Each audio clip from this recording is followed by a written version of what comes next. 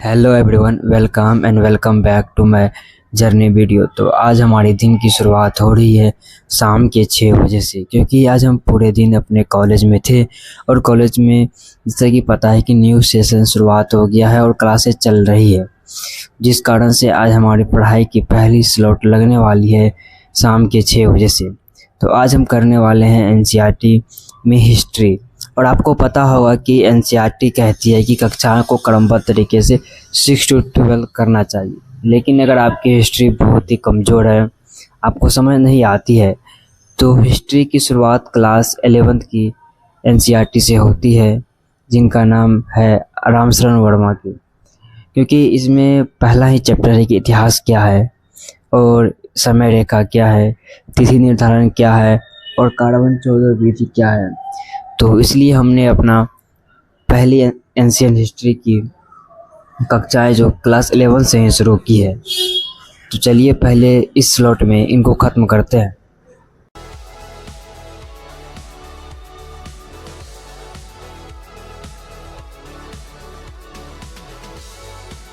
Finally तो हमारे 3 घंटे की पहली स्लॉट कंप्लीट हो गई, जिसमें हमने एंशिएंट हिस्ट्री किया था। और उसके बाद अब आ रही है रिवीजन की बात, क्योंकि आप नए क्लास करने में आप इतने बिजी हो जाते हो कि आप अपनी पुरानी कक्षाएं जो पढ़े हुए नोट्स उनको रिवीजन नहीं करते हो, जिससे इतनी परेशानियां होती है कि आपके पढ़े हुए चीज़ आपको कभी कभी याद नहीं आते हैं, जिनसे कि आगे बहुत दिक्कत हो सकती है। क्योंकि आजकल सब यूट्यूब हो या क्लास हो कर तो सब लेते हैं, लेकिन उनको अपने जीवन में यूटिलाइज नहीं कर पाते हैं।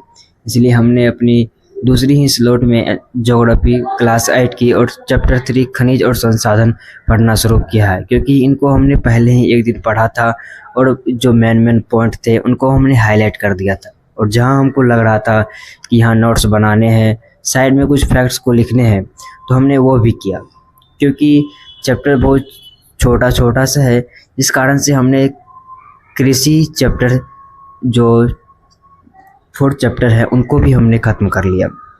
क्योंकि हमारा मानना है कि जब टाइम बच रहे हैं तो क्यों ना आगे ज़्यादा से ज़्यादा रिवीजन किया जाए। रिवीजन करने से ये होता है ना कि अब अगर कहीं जा भी रहे हो, कुछ कर भी रहे हो, सोच रहे हो कि वो बॉक्साइड यहाँ मिल रहा है, लो एक्स में यूरोप है आगे, तो ऐसे करते करते हमें जो लग जाती है थोड़ी भूख, फ़ोन उठाते हैं और ब्लैंकेट से कर देते हैं ऑर्डर। आते ही हमने अपना पहले OTP दिया, क्योंकि भैया पूछ रहे थे ना कि OTP बताना ज़रूरी है क्योंकि आपके बॉक्स में क्या है, इसलिए OTP बताते ही अपने रूम में रसगुल्ला लेके आ जाते हैं। अब से खाने के बाद उधर भैया भी चले गए थे अपना डिलीवरी रिसीव करके, और रसगुल्ला खाए, क्योंकि रात में और टाइम 2 बज रहे थे और रसगुल्ला का मज़ा अलग ही वेव आ रहा था और एनर्जेटिक हो रहे थे।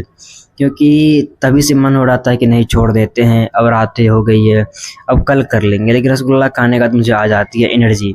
फिर मैं अपने करंट अफेयर्स की कक्षाएं जो 3 घंटे की थी उनको करना शुरू कर देता हूं।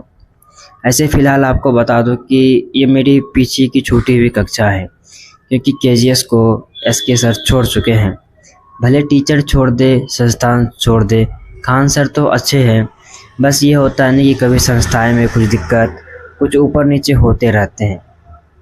लेकिन दिल से बताता हूँ कि ये टीचर इतने अच्छे थे कि दुनिया में हर लोग करंट अफेयर्स पढ़ाते हैं, लेकिन ये पहला टीचर था हम कहे दुनिया का जिनका करंट अफेयर्स जो हूबहू मिलता था। कोई नहीं, सर को बहुत सारी शुभकामनाएं हैं कि आप जिस भी प्लेटफॉर्म पे गए हैं, जिस भी कारण से गए हो, हम लोग ना आपसे नाराज़ है, ना हम लोग आपसे कुछ वफा रखते हैं। आप जहाँ भी पढ़ाइए, आपका फ्री सेशन यूट्यूब पे आता है करंट अफेयर्स की, तो हम लोग वहाँ से करंट अफेयर्स कर लेंगे। और आज हम लोग अंतर्राष्ट्रीय संबंध के बारे में पढ़ रहे थे, और अंतर्राष्ट्रीय संबंध के बारे में तो आपको पता ही होगा कि भारत की थोड़ी विदेश नीति अभी ख़राब चल रही है, लेकिन फिर भी हम लोग अच्छे पोजीशन पे है। और हमने 2.5 घंटे का सेशन कंप्लीट कर लिया, और आज के लिए थैंक यू।